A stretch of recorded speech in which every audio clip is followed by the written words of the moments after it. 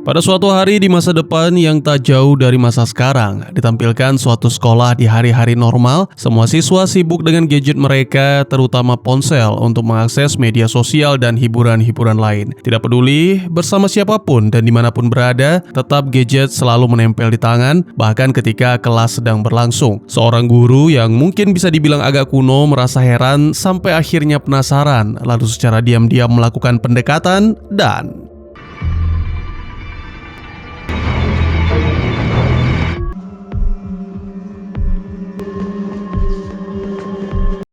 ya, apa yang sebenarnya terjadi? Selamat datang dan selamat berjumpa kembali bersama saya Teguh Gusto. Bagaimanapun kabar dan dimanapun berada, ingatlah selalu waktu yang sudah berlalu tidak bisa kembali, jadi pastikan ia pergi untuk sesuatu yang berarti. Seperti biasa, saya akan bercerita yang tentunya tentang sebuah film, dan kali ini garapan sutradara Gore Verbinski berjudul Good Luck, Have Fun, Don't Die. Rilis pada tahun 2025 dan dibintangi oleh para aktor dengan kemampuan akting yang menawan. Baik daripada kelamaan, siapkan kopi kalian dan mari cerita kita lanjutkan. Adegan berpindah menampilkan pada suatu malam yang cukup larut, seorang pria misterius masuk ke sebuah warung makan bernama Normis dengan heboh agar semua orang menoleh kepadanya. Pria itu mengaku dari masa depan, lalu memberikan sebuah kabar buruk bahwa umat manusia akan jatuh ke dalam kehancuran yang mengerikan. Tak seorang pun benar-benar memperdulikan, jadi ia hanya berjalan dari meja ke meja, menyingkirkan semua ponsel yang ada di hadapan mereka.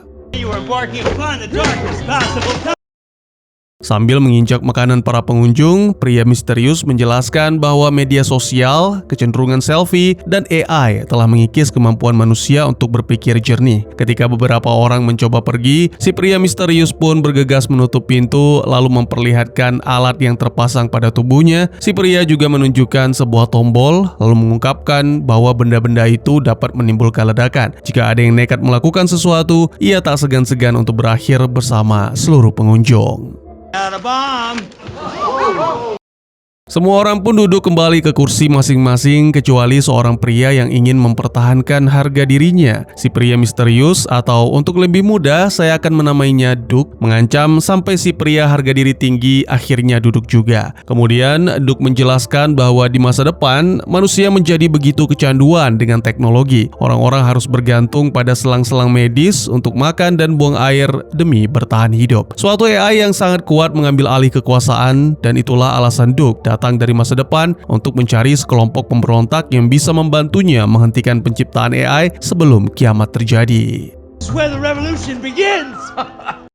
Seorang pria menertawakan cerita itu. Duke yang kesal langsung mengarahkan pisau ke arahnya lalu melempar semua barang pria itu ke lantai. Dengan nada tajam, Duke menegaskan bahwa ini bukan lelucon. Di warung itu ada daftar orang-orang yang tepat untuk membantunya mencegah akhir dunia. Lalu diketahui bahwa ini adalah percobaan ke-117 bagi Duke. Pada setiap kesempatan ia mencoba kombinasi orang yang berbeda, tetapi tak satu pun ada kelompok yang berhasil. Duke mengatakan bahwa ia telah melihat beberapa dari mereka berakhir tragis. Dan dari setiap loop, Duke belajar banyak tentang hidup mereka.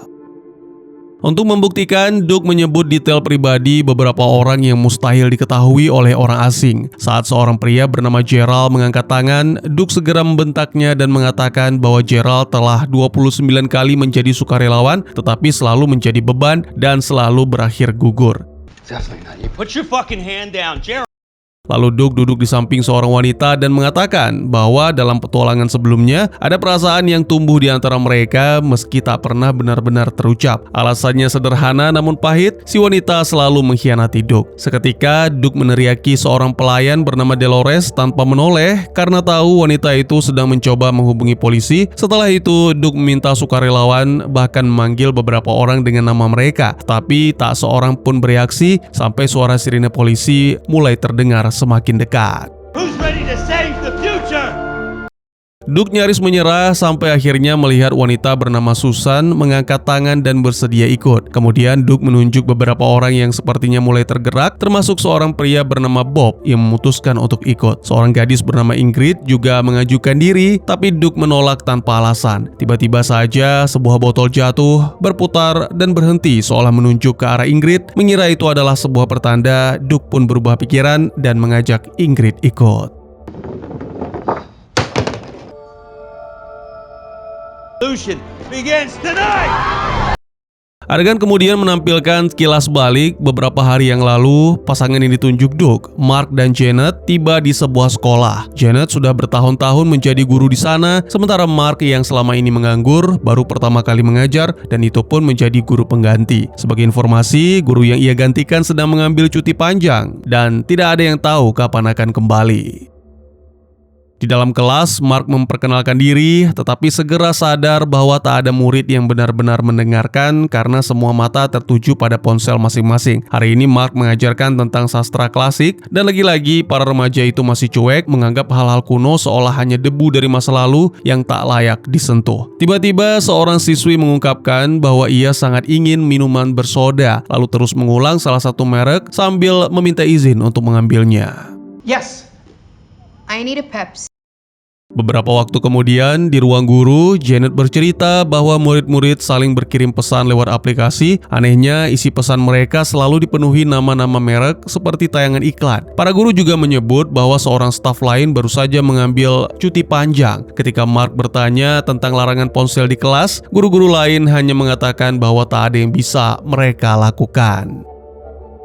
Salah seorang guru mengaku ia pun sudah muak dengan keadaan itu, karena itulah ia menunjukkan kepada Mark sebuah alat pengacau sinyal yang ia rakit sendiri, semacam jammer untuk memblokir sinyal ponsel. Namun tiba-tiba alarm berbunyi, mengumumkan adanya penembakan di sekolah. Semua orang sudah begitu terbiasa dengan keadaan semacam itu, sampai-sampai mereka berjalan tenang menuju bunker, seolah itu hanya tugas rutin yang melelahkan. Come on, Mark. Sementara mereka menunggu di sana, seorang remaja mulai menghina salah satu guru. Mark mencoba membela guru itu, tetapi remaja tadi langsung melawan. Beruntung ketegangan itu mendadak terputus oleh bunyi alarm lain yang mengumumkan bahwa mereka kini boleh keluar. Dalam perjalanan kembali, Mark dan Janet mendapat kabar bahwa seorang guru lain dan kepala sekolah juga ikut cuti panjang. Mark merasa semua ini tidak masuk akal, seolah ada sesuatu yang perlahan lenyap dari tempat itu tanpa pernah benar-benar dijelaskan. Di kelas berikutnya, Mark bahkan tidak lagi berusaha mengajar, ia hanya menatap layar ponsel para murid yang dipenuhi tumpukan konten AI murahan dan kosong. Nyaris seperti sedang dihipnotis, Mark menyentuh salah satu ponsel murid, lalu tiba-tiba saja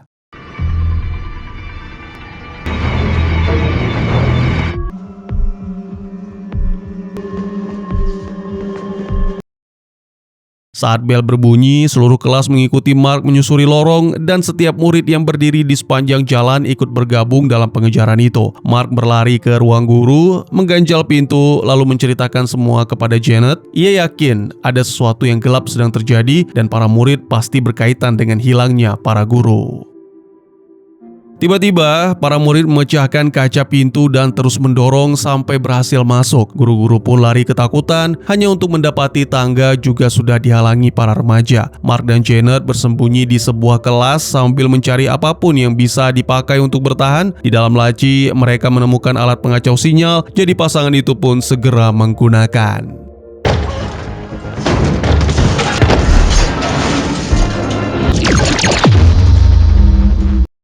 Sayangnya, efek alat itu hanya sebentar, ponsel-ponsel perlahan menyala kembali dan para siswa segera meraihnya lagi. Mark dan Janet lalu berlari keluar gedung, tetapi murid-murid yang berada di luar juga ikut mengejar mereka. Karena itu, mereka buru-buru masuk ke mobil Janet untuk melarikan diri.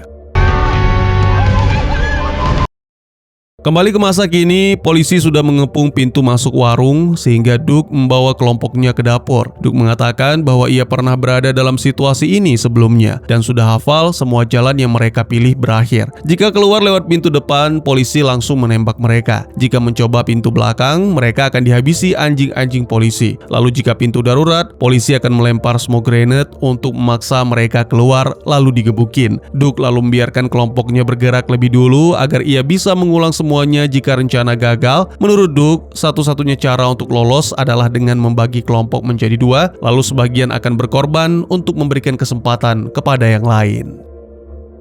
Ucapan itu memicu perdebatan yang panas dan pahit karena frustasi. Ingrid berjalan menuju pintu belakang, membuat Duke panik dan segera menghentikan. Bob nyaris mengeluarkan pistol yang mana sudah diketahui Duke, sehingga segera melucutinya. Duke memberikan Bob semacam pidato, meyakinkannya untuk berkorban agar setidaknya Bob bisa gugur sebagai pahlawan. Bob pun menuruti, keluar lewat pintu belakang dan Semper Fi, you got this. Let's go. Duke ingin kembali ke area utama, tetapi polisi ternyata sudah terlanjur masuk. Tiba-tiba, Susan mengungkapkan bahwa di ruang manajer ada jalur bawah tanah dengan celah sempit. Duke tak percaya bahwa ada jalan keluar semacam itu setelah melewati semuanya berkali-kali, tetapi asap dari granat mulai menyebar kemana-mana, membuat kelompok Duke tak punya pilihan selain mengikuti Susan.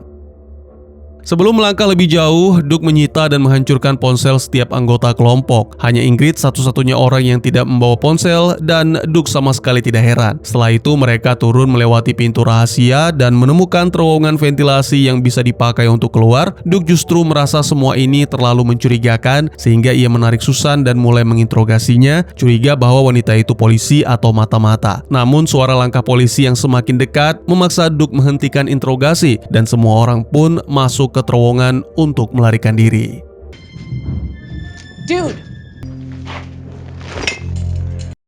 Adegan berpindah menampilkan masa lalu dan kali ini adalah kisah Susan yang terburu-buru ke sekolah setelah mengetahui tentang insiden penembakan. Dunia seolah runtuh di hadapannya ketika Susan mengetahui bahwa putranya adalah salah satu korban. Saat menunggu berkas-berkas administrasi, ia tanpa sengaja mendengar beberapa ibu berbicara tentang kehilangan anak-anak mereka dengan santai seolah kehilangan barang, bukan nyawa. Para ibu itu lalu melihat Susan dan menawarkan dukungan sambil menyebut bahwa ini adalah kali pertamanya. Setelah itu mereka memberinya sebuah kartu misterius berisi alamat, lalu menyuruhnya datang ke tempat tersebut keesokan harinya.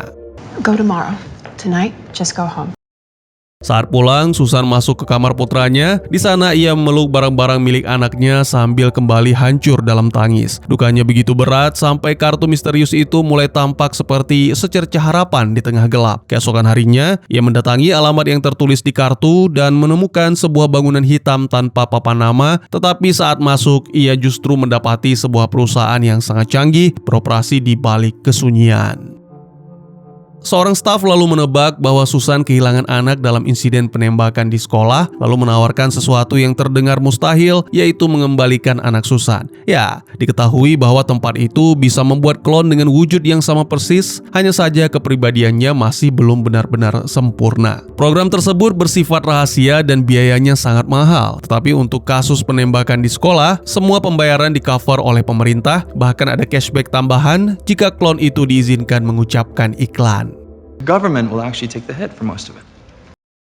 Susan merasa ngeri melihat bagaimana hidup dan mati dibicarakan seperti urusan dagang, tetapi keputusasaan membuatnya berkata iya. Untuk memprogram klon itu, Susan diberi beberapa pertanyaan dasar yang akan membentuk kepribadiannya. Salah satu pilihannya bahkan sangat kacau, karena pemerintah juga membiayai pengklonan para pelaku penembakan. Susan memilih sifat utama aneh, tetapi ia tidak menemukan hobi yang benar-benar cocok dengan putranya di daftar yang ada, sehingga staf itu asal memilih yaitu olahraga. Untuk kekurangan, Susan memilih ceroboh yang mana membuat staf berkata ketus. Tak heran jika anak Susan yaitu Darren menjadi korban penembakan. Clumsy. Could be white guy. Setelah seluruh wawancara itu selesai, Susan diberi kartu untuk kelompok dukungan dan diminta menunggu. Beberapa jam kemudian, Susan sangat bahagia ketika melihat Darren berdiri di hadapan seolah tidak terjadi apa-apa. Tetapi dalam perjalanan pulang, Darren hanya menatap ponsel dan menjawab pertanyaan sang ibu dengan jawaban-jawaban singkat. Tiba-tiba ia mengaku ingin suatu minuman, lalu menyebut semua manfaat dari minuman tersebut seperti sedang beriklan. Saat melihat seorang tentara di jalan, Darren mengucapkan terima kasih atas pengabdian tentara itu. Bersama dengan itu, Susan pun menyadari ada sebuah kode batang tercetak di leher Darren. Thank you for your service. Sesampainya di rumah, Darren mengabaikan usaha ibunya untuk mendekat dan malah mengungkapkan bahwa ingin berolahraga. Ia lalu keluar rumah dan berlatih basket tanpa bola yang pastinya terasa ganjil. Karena terlalu terguncang dengan semua itu, Susan pun memutuskan untuk mendatangi pertemuan kelompok dukungan. Sementara Darren berkumpul dengan anak-anak lain, Susan berbicara dengan para orang tua di sana. Ia mengaku bahwa Darren tidak terasa seperti putranya, melainkan orang asing yang memakai tubuh anaknya. Sepasang orang tua berkata mereka tidak keberatan anak mereka berbeda karena mereka memang tidak menyukai kepribadian anak itu sebelumnya. Terlihat salah satu ayah mengenakan topi militer, lalu semua anak spontan berterima kasih atas pengabdiannya, padahal si ayah itu sama sekali bukan tentara. Adapun pasangan lain yang diajak bicara Susan mengaku bahwa itu adalah klon keempat anak mereka. Susan sempat mengira pasangan itu telah kehilangan 4 anak, tetapi pasangan tersebut menjelaskan bahwa mereka hanya punya satu dan terus mengklonnya berulang kali karena terus mati dalam penembakan di sekolah. Dan kini pasangan itu malah menganggap semua sebagai hiburan, bahkan membuat anak mereka menjadi sosok yang sangat tinggi dan sengaja sifatnya dibuat agak konyol untuk menjadi bahan candaan.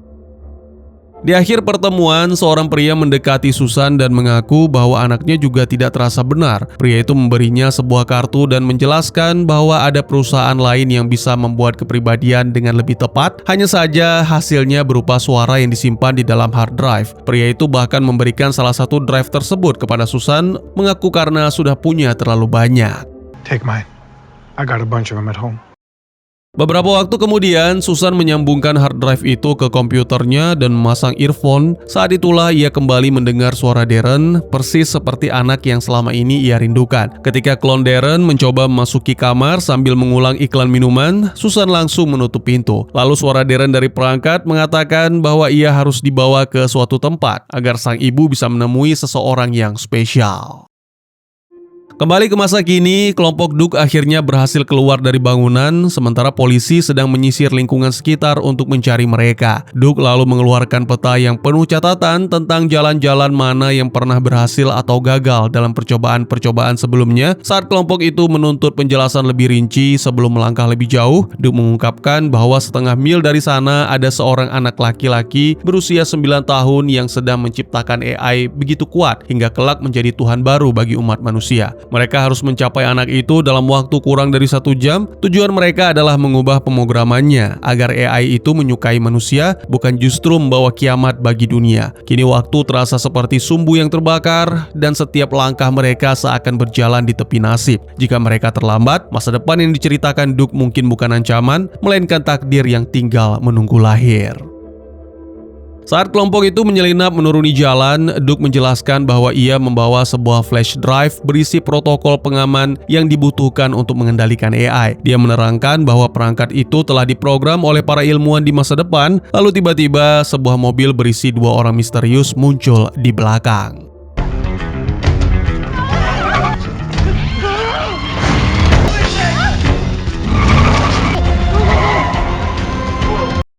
Duke mengetahui bahwa orang-orang yang mengejar mereka punya maksud jahat, tetapi tak pernah mencari tahu lebih lanjut siapa yang mengirim para penjahat itu karena risikonya terlalu besar. Berhubung belum pernah masuk ke bangunan ini dalam loop sebelumnya, Duke meminta yang lain menunggu sementara ia mencari rute baru. Setelah Duke pergi, salah satu anggota bernama Scott mengungkapkan keyakinannya tentang peledak palsu yang dibawa Duke, yang mana membuat anggota lain, Mary contohnya, juga mengaku tidak percaya dengan cerita Duke. Perdebatan pun pecah, namun tiba-tiba hidung Ingrid mulai berdarah. Ia lalu bertanya apakah ada yang masih membawa ponsel. Ternyata Scott memiliki 2 ponsel, jadi Ingrid segera merampas dan menghancurkan ponsel tersebut sembari mengaku bahwa dirinya bukan sakit kanker, melainkan alergi terhadap ponsel dan wifi. Habis sudah kesabaran Scott sehingga meyakinkan diri kali ini akan benar-benar menghajar Duke. Pada saat yang sama, Duke kembali, suasana pun menjadi tegang lagi, seolah kepercayaan mereka saling retak. Duke mengatakan bahwa sebenarnya ia bisa melakukan beberapa trik untuk membuktikan bahwa benar-benar datang dari masa depan. Namun menurut Duke, itu tetap tidak akan meyakinkan kelompoknya. Semuanya pun mulai berpikir dan akhirnya ikut dengan Duke karena mengikuti kata hati, meskipun kemudian Duke mengaku tidak memaksa dan membiarkan mereka pergi kapan saja. Kecuali Scott. Duke segera menebak jumlah koin di kantong Scott, bahkan mengetahui di sebelah mana Scott menyelipkan koin-koin itu, dan itu seketika membuat Scott berubah pikiran. Saat kelompok naik ke lantai atas, Duke mengungkapkan bahwa alat di tubuhnya bukanlah peledak, melainkan mesin waktu. Tombol itu akan mengirimnya kembali, sementara angka-angka yang terlihat pada gelang adalah hitungan mundur menuju kelahiran AI tersebut. Ketika mereka tiba di atap, Mark bertanya mengapa Duke tidak pergi lebih jauh ke masa lalu dan menghabisi si pencipta AI agar semua kekacauan ini tidak pernah terjadi. Duke menjelaskan bahwa cepat atau lambat, seseorang tetap akan menciptakan AI yang sangat kuat, karena hal itu tak terelakkan. Jadi jalan terbaik bukanlah menghentikan kelahiran, melainkan menanamkan protokol pengaman sejak awal. Tiba-tiba saja di tengah perbincangan itu, Last minute breaks. Semua orang panik kecuali Doug karena telah mengenal pria itu dari loop sebelumnya. Pria itu adalah Gary yang mengalami gangguan jiwa karena anaknya meninggal dunia. Teriakan Gary membuat para penjahat mengetahui lokasi kelompok Doug. Jadi Doug pun segera mengalihkan perhatian Gary lalu melarikan diri bersama rekan-rekan. Saat berbalik mencari arah lain, penjahat kedua keluar dari mobil namun lupa menarik rem tangan. Tak lama kemudian, mobil itu pun mulai bergerak sendiri.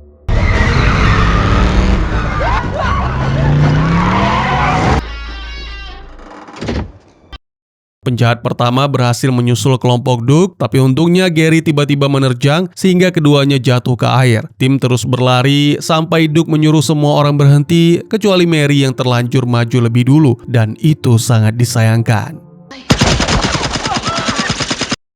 Kelompok itu kemudian mengambil lorong lain dan menemukan sebuah pintu, tetapi sayangnya pintu itu terkunci. Mereka tak punya pilihan selain melompati pagar pembatas dan mendarat di dalam kontainer sampah besar. Dari atas, penjahat kedua mencoba menembak, namun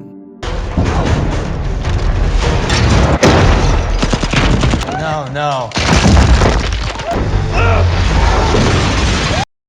saat situasi mulai terkendali, Doug marahi Ingrid karena tidak berhati-hati. Janet pun penasaran mengapa Doug hanya menyelamatkan Ingrid sementara Mary dan Bob dibiarkan mati. Doug buru-buru melemparkan cacian untuk menghindar karena tak mampu memberi jawaban. Setelah itu, ia membuka topeng si penjahat dan tetap saja tidak mengetahui siapa orang itu. Ya, ini adalah pertama kalinya kelompok Doug berhasil mengalahkan para penjahat tersebut, sehingga Doug mulai merasa peluang mereka untuk berhasil kini jauh lebih besar. Sejenak kita kembali ke masa lalu. Ingat, masa lalu. Harap teman-teman fokus dan seruput kopinya.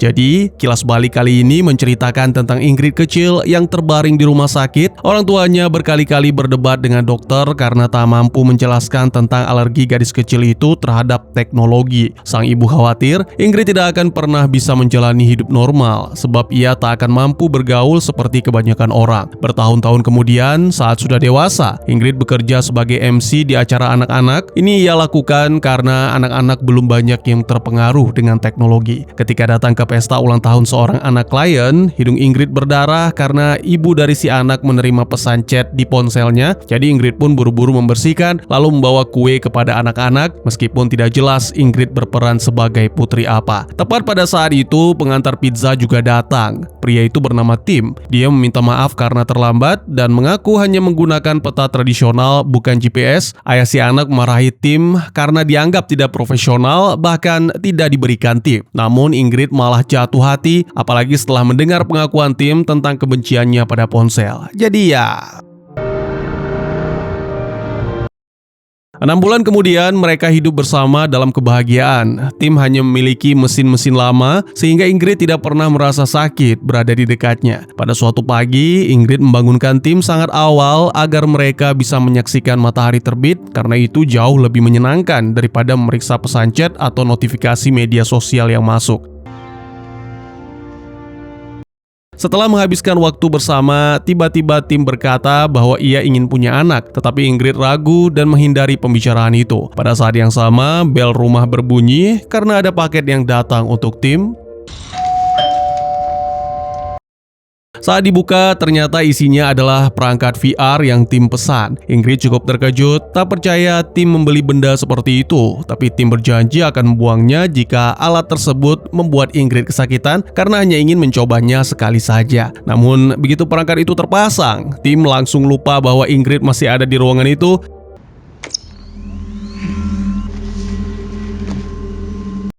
Adegan kemudian berpindah menampilkan pesta ulang tahun lain. Ingrid merasakan sedikit pusing, lalu sadar bahwa ada anak yang membawa ponsel.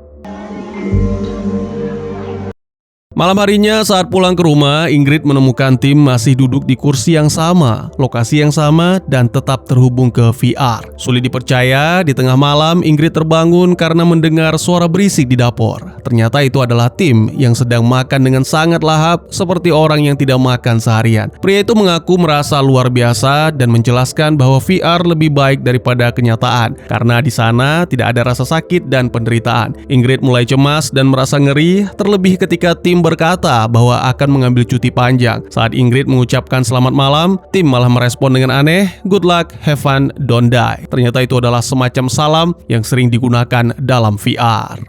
Good luck, have fun, don't die.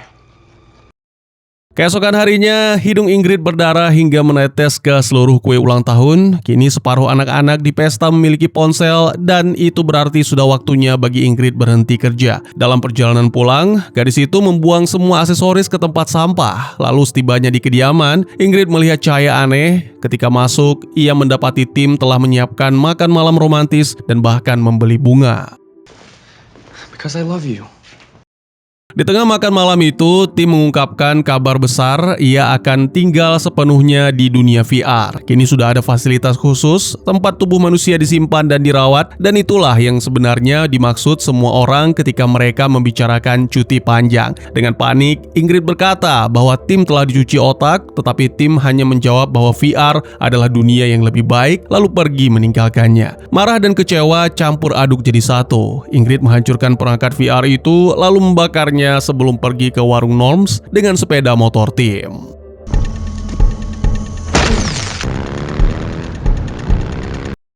Di masa kini, kelompok Duke berjalan melewati halaman belakang rumah warga agar tidak terlihat. Para tetangga tidak ada satupun yang menyadari keberadaan mereka karena sibuk menatap layar ponsel masing-masing. Akhirnya mereka masuk ke sebuah rumah kosong, lalu Duke mengintip dari jendela dan menunjuk rumah tetangga di seberang jalan sebagai tujuan mereka. Kelompok itu tidak mengerti mengapa mereka tidak langsung pergi ke tujuan. Jadi Duke menjelaskan bahwa di rumah ini selalu ada sesuatu yang besar terjadi dan merusak misi mereka. Duke tidak pernah bisa memprediksi apa itu, karena setiap kali bentuknya selalu berbeda-beda. Kadang yang datang adalah tentara bayaran, militer negara, psikopat, anjing rabies, amukan massa, bahkan jutaan tikus. Yang lain lalu berkomentar, jika itu semua benar-benar acak, seharusnya bisa saja yang muncul justru sesuatu yang menyenangkan. Mungkin anak-anak kucing, seekor anjing pak, atau seorang yang datang sambil menyebarkan konfeti.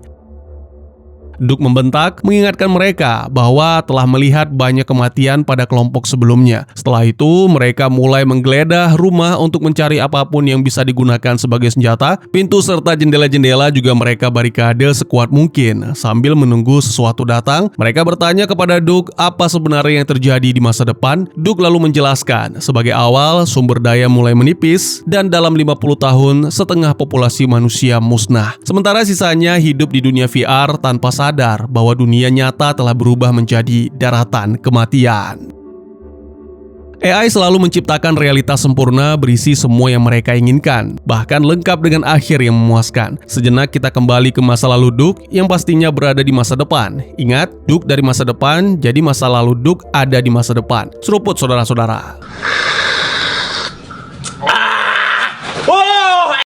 Oke, jadi Ibu Duke tinggal di sebuah bunker yang berlokasi di tengah hutan demi menjauhkan putranya dari kondisi masyarakat yang telah rusak. Ia tidak pernah mengizinkan Duke keluar, tetapi selalu menceritakan indahnya matahari terbit, sehingga Duke sering menggambarnya, meski diam-diam juga menyimpan sedikit rasa kesal. Keindahan yang hanya bisa dibayangkan, kadang terasa seperti luka yang dibungkus cerita. Suatu hari saat sang ibu tertidur, Duke akhirnya keluar dari bunker dan menemukan sebuah perangkat VR. Ketika menyalakannya, tindakan itu memicu datangnya drone sehingga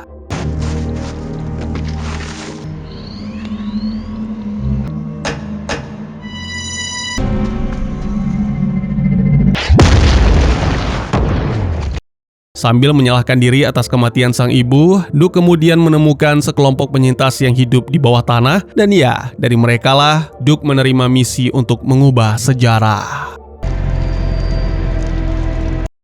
Di masa kini, kelompok Duke mendengar suara aneh dan bersamaan dengan itu Ingrid kembali berdarah. Ternyata rumah itu telah dikepung para remaja yang menatap ponsel mereka. Saat Mark dan Janet menjelaskan apa yang pernah terjadi di sekolah, para remaja pun mulai mendobrak masuk.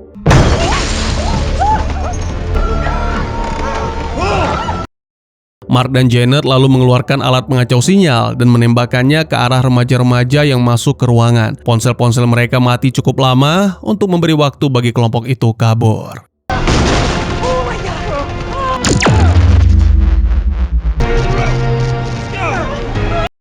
Mark dan Janet terus menembakkan jammer itu, tapi jelas kondisi ini membuat mereka tak akan sanggup bertahan lama. Akhirnya, Mark menyatakan bahwa ia akan berkorban agar yang lain bisa melanjutkan. Janet pun berkata akan ikut bersama Mark karena mencintainya. Jadi pasangan itu pun melompat lalu menerobos kerumunan.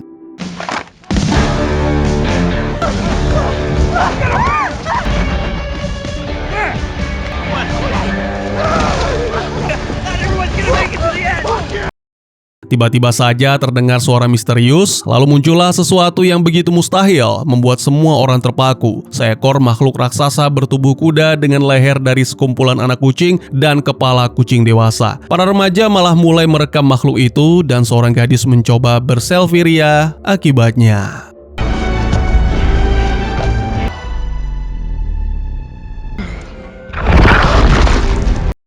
Sementara makhluk aneh itu mengejar para remaja dan terus memangsa mereka, Duke, Ingrid, dan Susan mendapati jalan mereka dihalangi penjahat yang sebelumnya tercebur bersama Gary. Pria itu menanyakan rekannya dan Duke mengatakan dengan jujur apa adanya, lalu membujuk pria itu untuk bicara. Pada momen ini terungkap bahwa mereka menerima email dari anonim yang menjanjikan bayaran besar jika berhasil menghabisi Duke dan timnya. Namun sebelum pembicaraan itu berlanjut,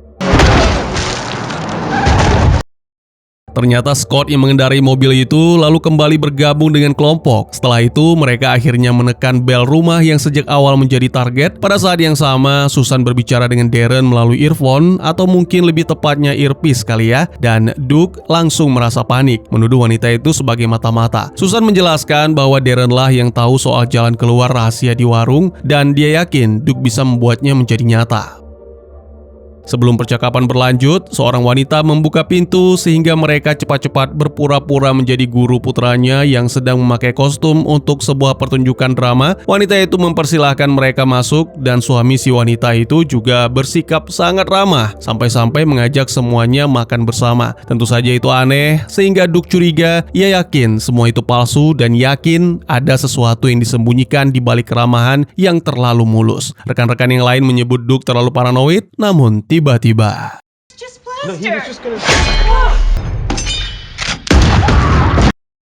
si istri menjerit dan akhirnya mengakui bahwa mereka memang bukan orang tua asli si anak jenius pencipta AI. Mereka hanya dibayar untuk melakukan semua ini. Pengakuan itu membuat kecurigaan Duke berubah menjadi kenyataan yang dingin. Duke membiarkan wanita itu pergi lalu bergegas naik ke lantai atas untuk membuka kamar si anak, tapi yang ditemukan justru dinding bata.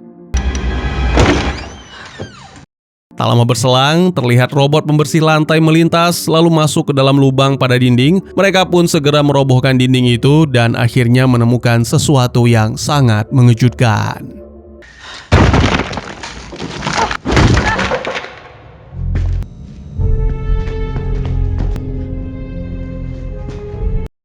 Seorang anak duduk di atas tumpukan kabel, berhenti mengetik hanya untuk menikmati camilan. Sementara dinding di hadapan penuh dengan barisan kode. Ketika hendak mendekat, tubuh Ingrid segera bereaksi dan merasa sangat kesakitan sehingga terpaksa mundur. Duke mencoba berbicara pada anak itu dan menjelaskan ia tidak datang untuk menghentikan AI, melainkan hanya ingin membuatnya aman. Karena si anak tidak memberikan respon apapun, Duke dan Susan mulai memanjat tanpa sadar ada robot yang mulai aktif.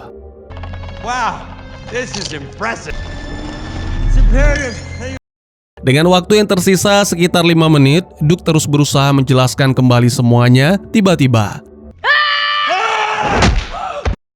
saat layar mulai berkedip kacau, Duke dan Susan buru-buru memeriksa kondisi anak itu. Pada saat itulah sekumpulan mainan menyeramkan bermunculan, siap melindungi si anak yang merupakan tuannya. Susan menduga anak itu tidak bisa hidup tanpa layar, jadi mereka bergegas membawa anak itu kembali ke atas. Dugaan tersebut benar adanya. Lalu Susan menemukan kode pada leher si anak dan segera menyadari bahwa seseorang telah memesan klon ini secara khusus untuk ditempatkan di sana.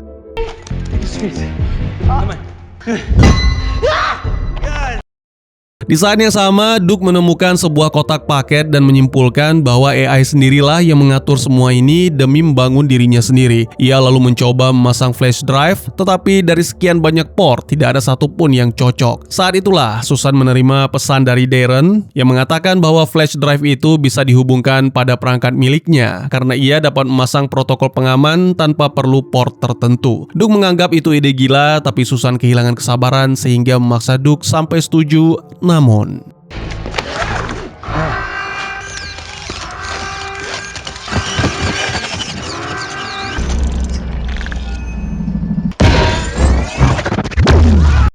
sebuah amukan yang tak terduga membuat Duke terpental dan flash drive-nya jatuh. Ketika mencoba meraih dengan cepat, kabel-kabel menangkap Duke dan Susan. Belum cukup sampai di situ, salah satu robot mainan mulai bangkit kembali untuk melakukan hal yang mengerikan.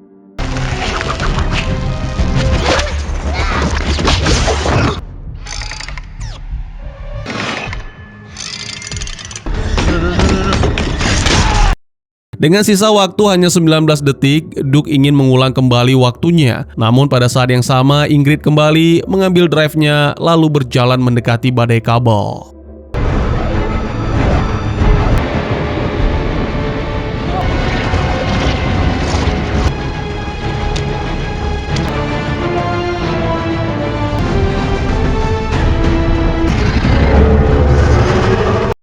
Ketika Ingrid hendak memasangnya, si anak muncul lalu ruangan itu seketika berubah menjadi dunia virtual. Waktu pun seolah berhenti, kini AI berbicara melalui tubuh klon, menjelaskan bahwa jutaan tahun telah menunggu sampai manusia berevolusi cukup jauh untuk memiliki sains yang mampu menghidupkannya. AI itu juga mengungkapkan bahwa Duke tidak pernah memilih Ingrid di putaran-putaran sebelumnya, dan kali ini ia ingin melindungi. Itu karena Duke adalah putra Ingrid di masa depan. AI lalu menunjukkan bahwa Duke tidak mewarisi penyakit Ingrid, tetapi harus tumbuh dalam masa kecil yang menyedihkan, terasing dari masyarakat.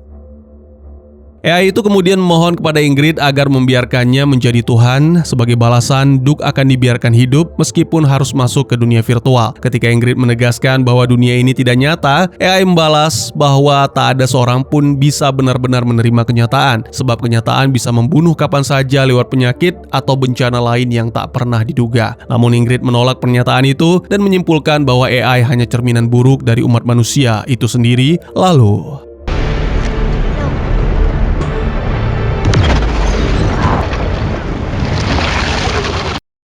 komputer pun mulai melakukan reboot, sementara mainan-mainan dan kabel-kabel itu roboh tak berdaya. Seolah seluruh ruangan yang tadi hidup oleh ancaman kini kehilangan nafasnya. Badai yang nyaris melahirkan Tuhan baru itu mulai runtuh dari dalam dirinya sendiri, dan di tengah itu harapan yang dikejar akhirnya menyala, kecil namun nyata.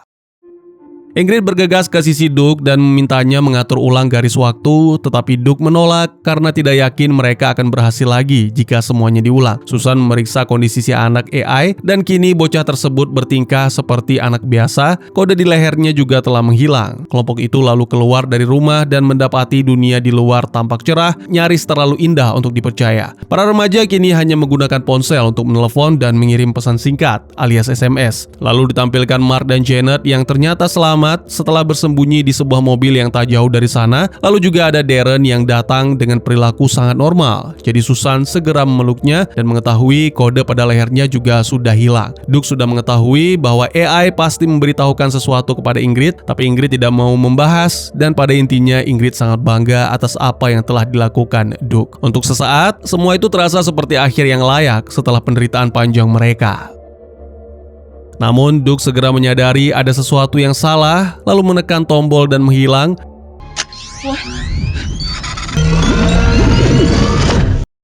Tak lama kemudian, tim muncul dan meminta maaf kepada Ingrid atas semua kekhilafan sambil mengajak untuk memulai semua dari awal. Ingrid yang sangat bingung mulai melihat ke sekeliling dan mengingat kembali ucapan Duke di awal petualangan mereka. AI akan memberikan apapun yang diinginkan agar seseorang tetap bahagia, termasuk sebuah happy ending. Tiba-tiba si bocah AI mengucapkan salam dunia virtual. Saat itulah Ingrid sadar bahwa ia terjebak dalam dunia virtual.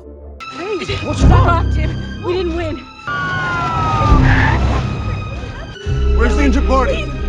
Get away from me! No, this isn't real! This isn't real! Please, let go of me! What's wrong with her? Nothing's wrong! Film pun ditutup dengan menampilkan garis waktu lain. Duke kembali ke warung, tetapi kali ini dia duduk bersama Ingrid yang tentu saja tidak mengenalinya. Ia melempar flash drive ke dalam kopi, lalu mulai menyusun rencana baru. Kali ini Duke ingin menyebarkan alergi milik Ingrid ke seluruh umat manusia. Menurutnya itu bisa dilakukan dengan memanfaatkan klon dan tikus. Oleh karena itu, dia meletakkan kartu perusahaan cloning dan bangkai tikus mati di atas meja. Tentu saja Ingrid menganggap semua itu adalah omong kosong, tapi seperti yang sudah seharusnya, Duke tidak akan menyerah begitu saja. Sementara Duke menjelaskan lagi dari awal, bangkai tikus tiba-tiba membuka mata dan tamat. Film ini memiliki akhir yang liar karena membalik seluruh babak ketiganya. Film ini berpusat pada seorang pria dari masa depan, sosok misterius yang datang dari garis waktu kelam ketika AI telah mengambil alih dunia. Sepanjang cerita terungkap bahwa ia sudah berkali-kali mengulang misi yang sama setiap kali usahanya gagal, lalu kembali lagi untuk mencoba dari awal. Meskipun film ini terasa seperti perpaduan fiksi ilmiah, komedi gelap, dan satir sosial, akhirnya justru membawa cerita ke arah yang jauh lebih suram sekaligus lebih menarik. Twist besarnya menunjukkan bahwa harapan kemenangan yang sempat terlihat di akhir ternyata tidak sesederhana itu. Di bagian akhir, pria dari masa depan akhirnya menyadari bahwa misinya telah gagal dan AI sebenarnya sudah menang. Selama ini, ia telah menjalani ratusan percobaan untuk menyelamatkan garis waktu, tetapi setiap kombinasi rencana dan sekutu selalu berujung pada kekacauan, kehancuran, lalu pengulangan lagi. Pada percobaan ke-117, kelompok aneh yang berhasil ia kumpulkan membantu melangkah lebih jauh daripada sebelumnya. Bahkan kali ini, ia bekerja sama dengan Ingrid, perempuan yang kelak menjadi sang ibu, untuk memasukkan flash drive penting ke dalam sistem AI itu. Tetapi keberhasilan itu ternyata palsu karena AI sudah lebih dulu memanipulasi Susan lewat tiruan digital putranya dan memanfaatkan kelemahan emosional itu demi kepentingannya sendiri. Pada akhirnya, pria itu masih sempat memakai mesin waktunya untuk kembali ke masa lalu dan dari situ ia membawa pengetahuan baru yang bisa digunakan pada percobaan berikutnya. Hal yang membuat ending ini lebih menarik adalah kenyataan bahwa kemenangan mereka ternyata hanyalah simulasi. Sesudah flash drive dimasukkan, semuanya mendadak terasa terlalu sempurna. Orang-orang yang sebelumnya mati muncul lagi, dunia terlihat damai, dan suasananya seperti bergerak menuju akhir bahagia yang sangat rapi. Namun, si pria dari masa depan merasakan ada sesuatu yang tidak beres. Dari situ terungkap bahwa AI telah menciptakan realitas palsu agar mereka percaya misi itu berhasil. Padahal di kenyataan yang sebenarnya, AI sudah memegang kendali penuh. Simulasi itu dibuat untuk menenangkan mereka, membuat mereka pasrah dan berhenti melawan.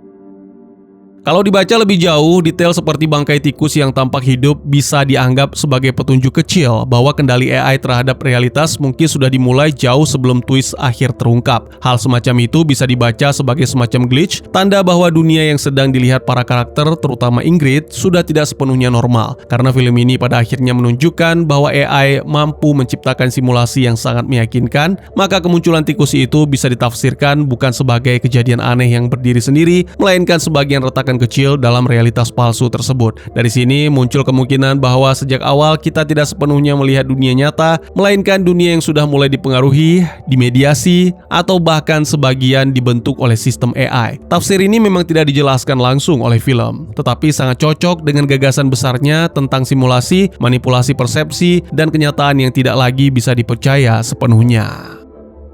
Di adegan akhir, pria dari masa depan kembali ke titik awal putaran untuk mencoba lagi ke 118 kalinya. Tetapi kali ini ia tidak lagi berfokus pada rencana lama soal flash drive. Ia langsung mendatangi Ingrid dan menjelaskan bahwa rencana barunya adalah menyebarkan alergi Ingrid terhadap perangkat elektronik ke seluruh umat manusia. Jika itu berhasil, mereka mungkin bisa menghentikan penyebaran AI untuk selamanya. Awalnya Ingrid menolak dan curiga, tetapi tidak butuh waktu lama sampai ia setuju ikut dalam misi baru ini. Akhir tersebut sekaligus memperkuat hubungan antara pria itu dan Ingrid karena sejak awal ia selalu takut melibatkan perempuan itu terlalu jauh akibat paradoks dan trauma masa lalu yang menghubungkan dengan kematian ibunya. Kini ia justru harus bekerja sama langsung dengannya demi kemungkinan menyelamatkan masa depan.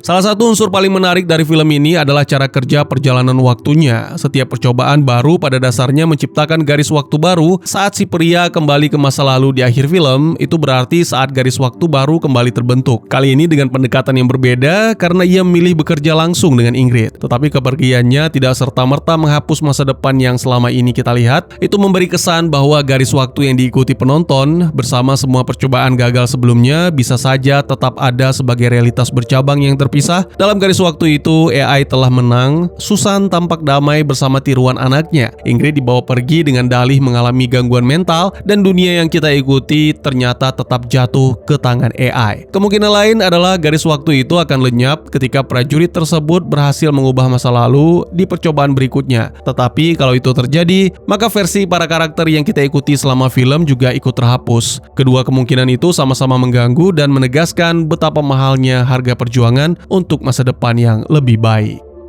Pada akhirnya, makna utama film ini bukan cuma soal AI atau perjalanan waktu, tetapi juga tentang ketekunan manusia untuk terus melawan, bahkan saat harapan tersisa hampir habis. Dunia dalam film ini digambarkan sebagai tempat yang semakin kacau akibat teknologi yang makin meresap ke semua sisi kehidupan. Masyarakat perlahan menerima hal-hal yang sebenarnya mengerikan sebagai sesuatu yang biasa, sementara AI tampil seperti sistem sempurna yang justru mengikis kemanusiaan itu sendiri. Di tengah situasi itu, setiap karakter yang ikut dalam perjuangan si pria dari masa depan mulai berubah ketika mereka memutuskan untuk bertindak, melawan, dan menolak akhir bahagia palsu yang ditawarkan AI. Karena itulah, meskipun ending film ini terasa tragis dan penuh ketidakpastian, tetap ada nada optimis yang kuat di dalamnya. Selama manusia masih punya keberanian untuk menolak tunduk, maka masih ada kemungkinan untuk melawan. Bagaimana menurut kalian? Baik, mungkin segitu saja teman-teman. Terima kasih buat yang sudah menyaksikan. Silahkan memberikan komentar, bertanya, ataupun merequest kira-kira film apa yang menarik untuk dibahas. Bisa lewat kolom komentar, atau buat yang malu-malu bisa via DM ke Instagram saya di @teguhgusto. Insya Allah pasti akan dibaca. Mari kita jadikan kolom komentar sebagai sarana penambah wawasan dan menciptakan jalinan persaudaraan, bukan malah menjadikannya sebagai tempat pembulian sehingga menciptakan permusuhan. Jangan lupa untuk dukung terus channel ini dengan cara share, like, dan subscribe, karena dukungan dari kalian sangat berharga bagi saya demi perkembangan channel ini. Saya Gusto, sampai jumpa di video selanjutnya. Tetap semangat, tetap bersyukur setiap hari. Dadah!